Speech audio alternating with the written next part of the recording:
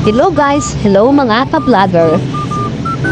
Ito yung araw na wala pa tayong motor. Kailangan pa nating pumasok ng tumatakbo at tuwin na tumatakbo.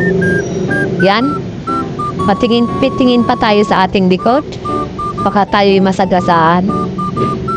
Ito yung buhay na kailangan magtiyaga para makapagtapos ng pag-aaral. Yan, patawa-tawa lang yan pero ang daming problema. Yan, kahit nasa daan, may katsismisan, akala mo kung sinong artista.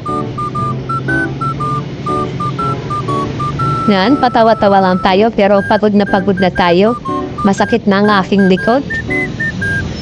Konting hakbang na lang at tayo'y makakamputan namin sa ating paroroonan. Yan, takbo na naman ulit tayo. Yan, may buha-buha pa tayo ng ating bibig. For today's video. Yan, papahinga muna tayo ng saglit.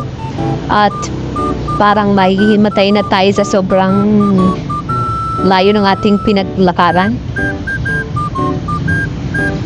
Kaya takbo na naman ulit tayo at baka tayo'y mabutan ng ating mga bashers. Yan, dito na tayo sa ating kalupaan. Alupaan ng kapitbahay. Konting takbo at hakbang na lang, tayo'y makapapunta na at makakapagmerienda na.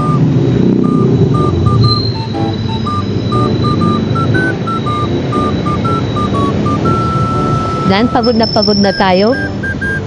Medyo pangit na yung mukha natin sa sobrang sakit ng aking tiyan.